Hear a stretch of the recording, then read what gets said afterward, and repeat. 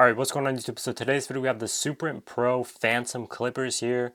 So Suprent was kind enough to send them out for Fresh Fade Friday. We're going to go ahead and do this. So this is the Phantom. It retails for about $100. I'll leave a link in the description for the website. So here it is. Nice magnetic clasp. Then we have the replacement cover here on top, which is interchangeable.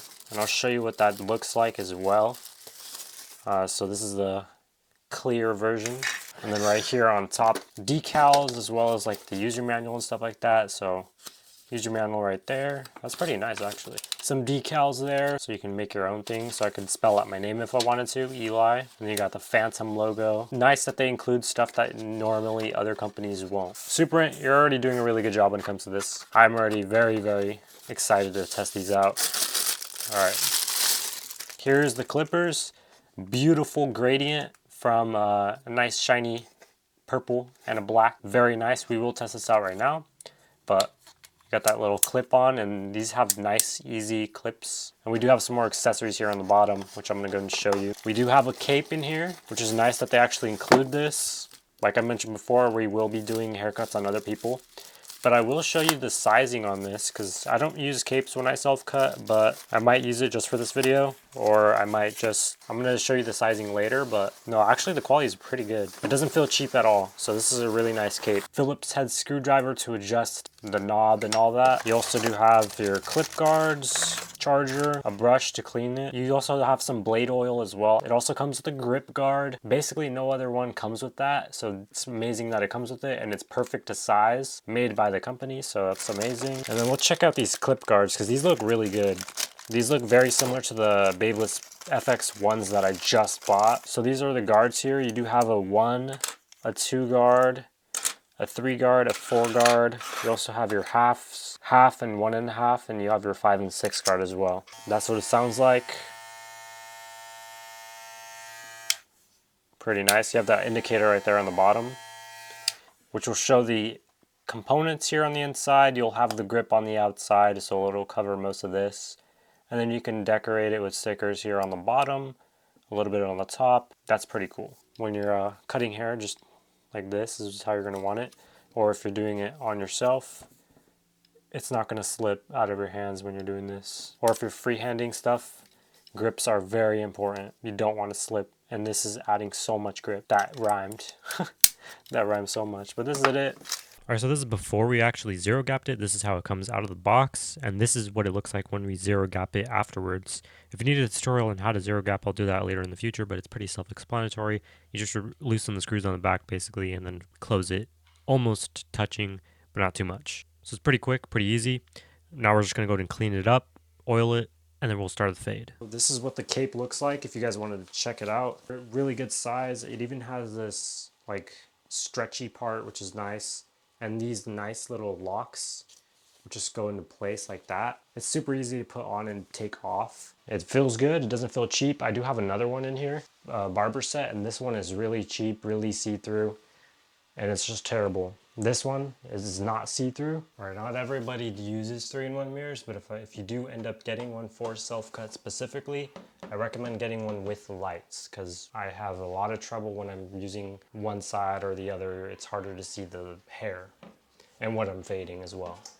So get one with lights, and I'll leave a link in the description for one. Personally, I'm uncomfortable when I use a cape, but I will use it on other people whenever I cut other people's hair. For now, we'll just use no cape. All right, for this tutorial, it's pretty much the same as we normally go. We're just gonna do a mid to low fade. I'll give you a quick side-by-side comparison. So this is the Suprent, and this is the Babeless. You can be the judge for that, but I like the ergonomics on the Phantom, and it's much easier to use the power on switch. It's naturally easy to turn it on and off. Number 2 guard, open, and we're gonna go with the grain and then against the grain.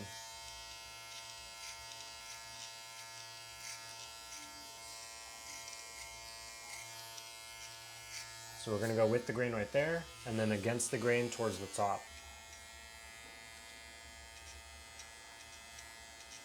And then towards this side, my hair growth pattern grows sideways on the C cups. So you do want to angle your clipper towards the grain on those parts. Also, another thing is when you're using guards, a lot of people get this mistaken. When you're using guards, you're cutting, it's just the distance between the edge of the plastic and the actual blade. It's not the distance between this top and this bottom. So that's what the number 2 basically prevents. You're using the distance about that much. So don't press too much. Keep it consistent. You're just keeping that distance. That's how some people are able to cut without any blades at all. It's because they know their distance. They know their machine as well. They're flicking out, and let's say that's a 2 guard. They're doing like that, and so on and so forth, like a step ladder. So that's how they do that. Just remember, it's just the distance, but you still have to cut to that gold piece right there. That's where it's actually cutting. That's the part that's moving. That's where you need to actually reach when you're cutting hair. So that's just an FYI. A lot of people mistake that. So don't be afraid to go higher. Don't be afraid to go up a little bit with the blade or with this guard, because you're probably not even cutting hair or as much as you need to, especially with the bigger guards. It's harder to tell. All right, so now that we debulked, we're gonna use our trimmers.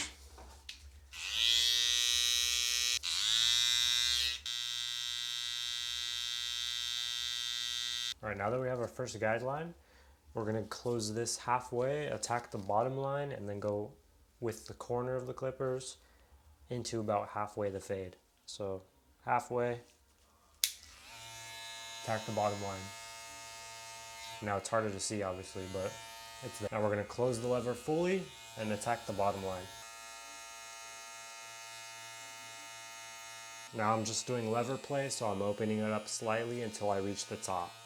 All right, so my overall impressions on these pair of clippers, number 1, it does cut really, really good. It doesn't, have to take a lot of multiple passes as opposed to other clippers out there. It cuts really, really well. It's similar to my Babyliss FX1. The comfort is really good because of the ergonomic shape. The grip is a tremendous help. I need to get one for my Babyliss now because I haven't tried a grip, and this was actually included, so it's nice to have. It's a great little kit and starter kit for people that want to start barbering. It works, and the guards are premium. The clippers are nice. It's probably not the best, strongest motor out there, but it will get you through haircuts, basically. It's really, really good when it comes to fading. Shout out to the company for sending this out. If you guys want to check it out, link is in the description. Let's go and show you the finished fade.